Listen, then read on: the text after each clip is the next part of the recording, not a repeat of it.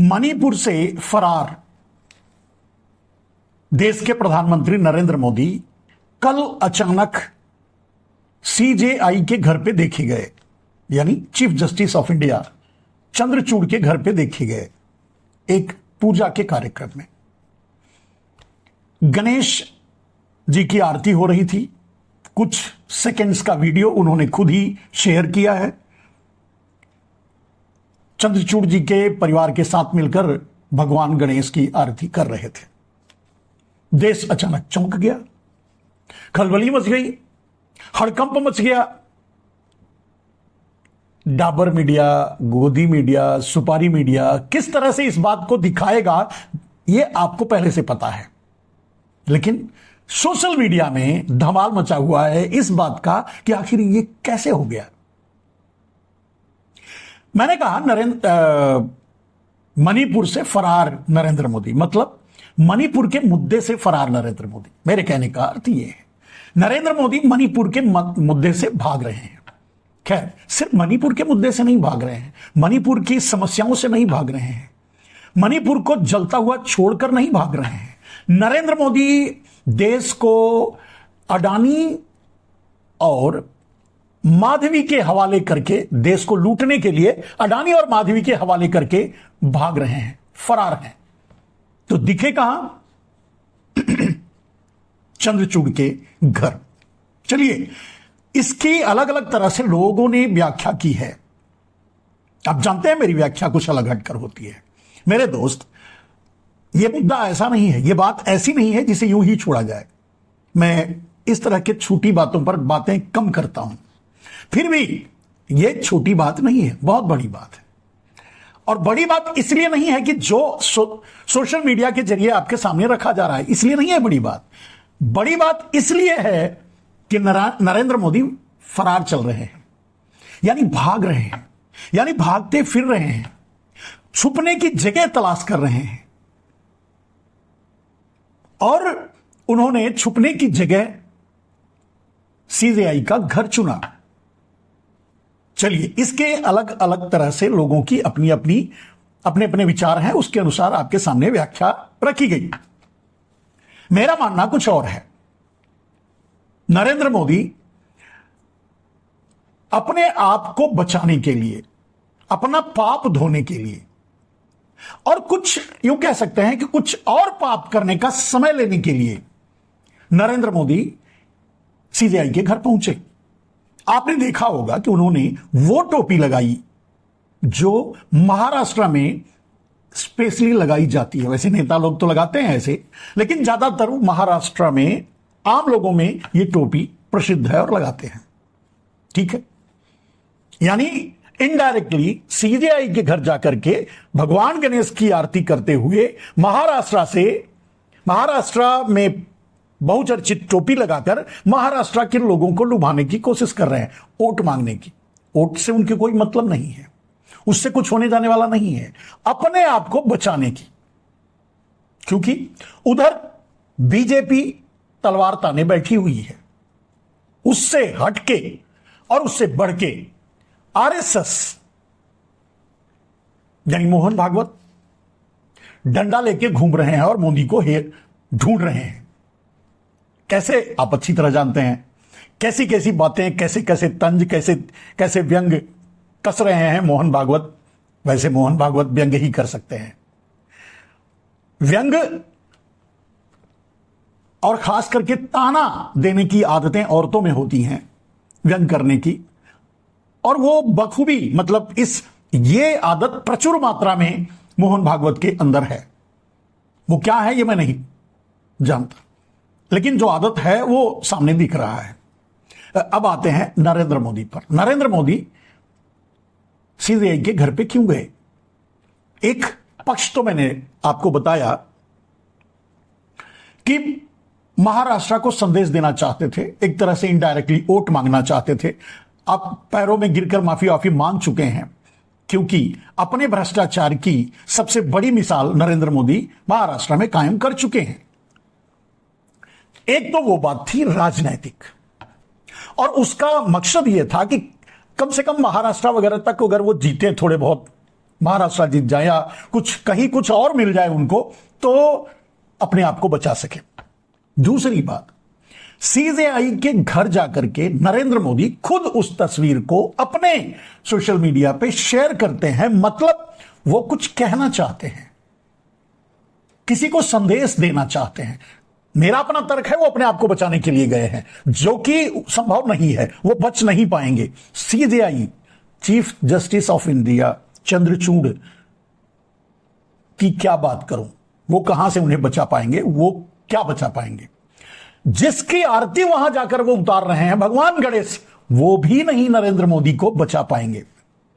नरेंद्र मोदी के पापों को पचाने का साहस ईश्वर में नहीं है, यानी गणेश में नहीं है, यानी भगवान में नहीं है, यानी शिव में नहीं है, जो विष पी गए थे। तो सीजेआई की क्या विशात है, वो क्या नरेंद्र मोदी को बचा लेंगे, वो क्या नरेंद्र मोदी को के पापों को पचा लेंगे, सवाल ही नहीं उठता। लेकिन कोशिश तो जारी है। लेकिन क्या दिखाने गए थे सीजेआई के घर पे नरेंद्र मोदी, ये समझो। देश को संदेश देने की कोशिश कर रहे थे नरेंद्र मोदी, पूरे देश को, कि सीजेआई भी मेरी जेब में है। इसके और एक मतलब जो मैंने बताया वो तो है ही राजनीतिक। दूसरा, यह दिखाना चाहते थे देश को कि सीजेआई भी मेरी जेब में है। अब कहेंगे कि अगर वहां चले गए, पूजा किया, मेरे दोस्त, अगर प्रधानमंत्री नरेंद्र मोदी सीजेआई को फोन करके कहेंगे कि मैं आपके घर आना चाहता हूं, पूजा में शामिल होना चाहता हूं, तो सीजेआई की हिम्मत कहां है कि वो कह दें कि नहीं भाई आइए मत, इसके ये मुद्दा बनेगा, इस पर बवाल होगा।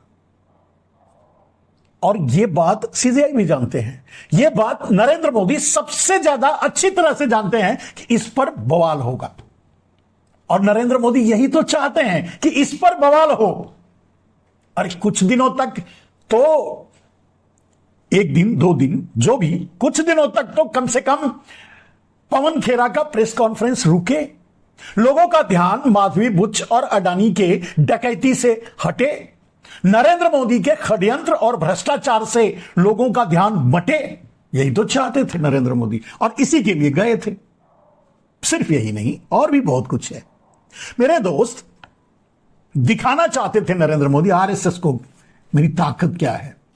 अरे भाई, आप प्रधानमंत्री हो, किसी जज को कहोगे कि उसके घर जा रहे हो, तो ये तो उसके लिए नॉन बायोलॉजिकल के आने की बात ही लगेगी, तो कहां से मना कर सकता है।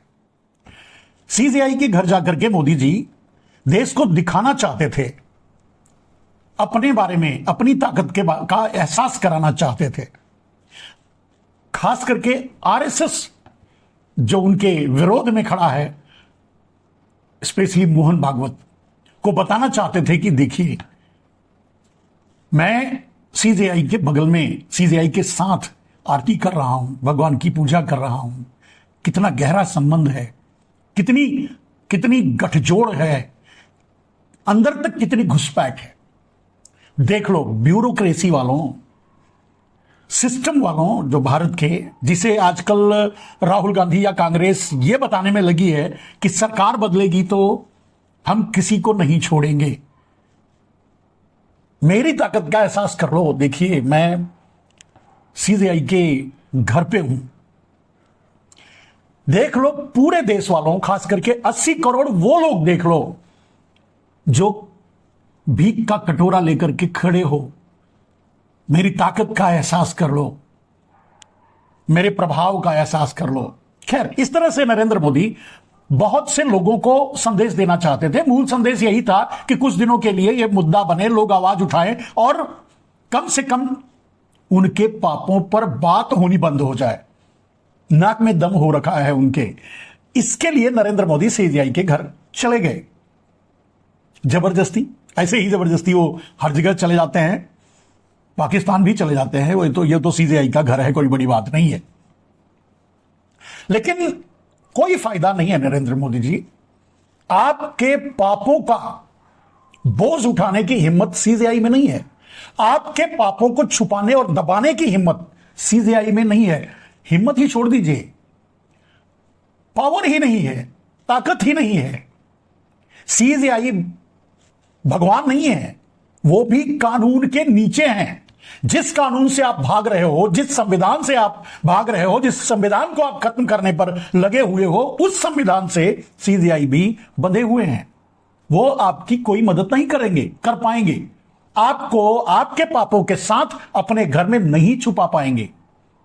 ये तो चाहे जितनी कोशिश कर लो। मोदी जी, आपके पापों को पचाने की हिम्मत तो जिसकी आरती आप कर रहे हो, भगवान श्री गणेश, उनमें भी नहीं है। जिनको धोखा देकर के टूटे फूटे मंदिर में घसीट कर ले जाकर के बिठा के आ गए भगवान श्री राम अयोध्या में, परिणाम आपको मिल चुका है। लेकिन आपके पाप इतने बड़े हैं, इतने भयानक हैं, इतने विशाल हैं कि भगवान श्री राम में भी हिम्मत नहीं है कि आपके पापों को अपने आप में समा सकें, समेट सकें, आपको आपके पापों से बचा सकें। दुनिया की कोई ताकत, ईश्वर से इंसान तक, इंसान से ईश्वर तक, दुनिया की कोई ताकत ऐसी नहीं है जो आपके पापों से आपको बचा ले। आपने देश बेचने का काम किया है, आपने देशद्रोह किया है, आपने आम आदमी को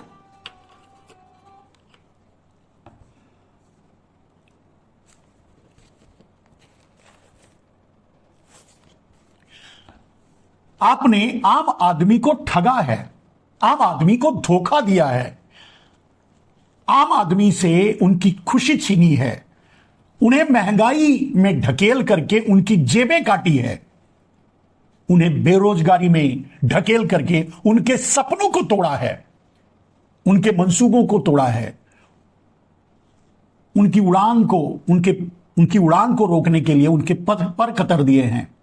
आपने नौजवानों को अग्निवीर बना दिया है, आप किसानों को मजदूर बना दिया है। बना नहीं पाए हैं, अभी तक बनाने की कोशिश कर रहे हैं। उनकी जमीनें छीन कर अडानी को देने की कोशिश कर रहे हैं। अपने पाप से कमाई हुई दौलत जो विदेशों में इस देश का था, इस देश के आम आदमी का था, जिसे आप छुपा कर रखे हैं, उसे लाकर इस देश में अपना साम्राज्य खड़ा कर रहे हैं और करना चाहते हैं, लेकिन कर नहीं पाएंगे। नरेंद्र मोदी जी, ओवरऑल दुनिया की कोई ताकत, आप दुनिया के किसी कोने में चले जाइए, भाग जाइए, आप नहीं भाग पाएंगे।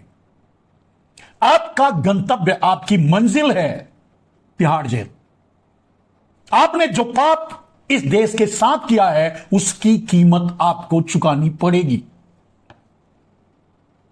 और आपने अपने आप से ही खुद को सारे पापों के लिए आगे रखा है। मैं कर रहा हूं, चाहे वो महिलाओं की मर्यादा, इज्जत का सवाल हो, आपने साथ नहीं दिया। चाहे वो मणिपुर जैसे मसले हों जहां एक प्रदेश जल रहा है, आपने ध्यान नहीं दिया। आपने जिस आग को आपने लगाई थी, उसे बुझाने की कोशिश नहीं की। आपने देश को महंगाई, गरीबी, बेरोजगारी, भूखमरी में झोंका। आप देश को कर्जे में झोंका।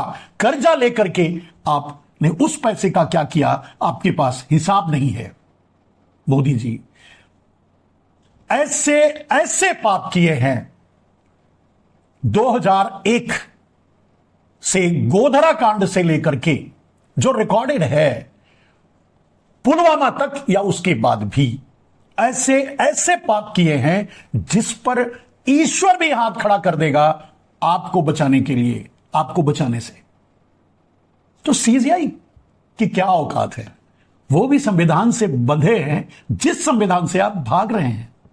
जाएंगे कहां? भाग के जाएंगे कहां? नरेंद्र मोदी जी, हिसाब देना होगा, कीमत चुकानी होगी आपको अपने पापों की। दुनिया का कोई कोना आपको छुपा नहीं पाएगा आपके पापों के साथ। यह अलग बात है, आप जिस लेवल के पापी थे, उस लेवल के ही एक पापन को, बांग्लादेश की, उसको अपने देश में शरण दे रखी है। दुनिया का कोई देश आपको शरण नहीं दे पाएगा। आपको अपने पापों का प्रायश्चित करना होगा नरेंद्र मोदी जी। आप चाहे कितना ही इधर उधर कर लीजिए, कितना ही भाग लीजिए, कितना ही छुपा लीजिए, अपने पापों को छुपाने की कोशिश कर लीजिए, किसी के पास चले जाइए, आप सीजीआई तो छोड़ दीजिए, मंदिर में ही सेटल हो जाइए। देखता हूं भगवान कैसे आपको बचाते हैं, आपके पापों को कैसे पचाते हैं। और अगर पचाने की कोशिश करते हैं तो इस देश को भगवान क्या मुंह दिखाते हैं। लोग तो भगवान से भी सवाल पूछते रहे हैं, उन पर भी उंगली उठाते रहे हैं, उनके कामों पर भी सवाल करते रहे हैं। आप चाहते हैं कि आपका पर कोई सवाल ना करे, यह असंभव है। मोदी जी, जवाब तो देना ही होगा। फिलहाल अगर सब कुछ को समेट करके दो बातों में यह बात कही जाए कि नरेंद्र मोदी जी, सीजीआई के घर जाने पर इतना जो सोशल मीडिया में बवाल चल रहा है उसका कोई अर्थ नहीं है। यह निश्चित है थोड़ा समय आपको मिल गया माधवी बुच या दूसरे और पाप, माधवी बुच, अडानी या देश बेचने, दूसरे और जो पाप कर चुके हैं, इतने ज्यादा पाप कर चुके हैं, जो पाप कर चुके हैं, उससे लोगों का ध्यान थोड़ी देर के लिए मट गया। और यही आप चाहते थे, शायद इसीलिए आप गए थे, शायद इसीलिए आपने सीजीआई का इस्तेमाल किया, चीफ जस्टिस ऑफ इंडिया का इस्तेमाल किया, जो नहीं होना चाहिए था। आपको अपना धर्म याद नहीं है, लेकिन सीजीआई को अपना धर्म याद रखना था, अपनी मर्यादा याद रखनी थी। सीजीआई को ऐसा होना चाहिए था जो एक मिसाल बनता। अगर वो आपके निमंत्रण को ठुकरा देते, आपके आमंत्रण को, मैं आ रहा हूं, मेरा स्वागत कीजिए, अगर उसे ठुकरा देते तो एक मिसाल कायम होती। उन्होंने गलती की है, सवाल लोग उठा रहे हैं, सवाल लोग पूछ रहे हैं, कोई गलत नहीं है, सभी सही हैं, पूछेंगे। सीजीआई को भी पता चल गया होगा कि उनके बारे में लोग क्या सोचते हैं।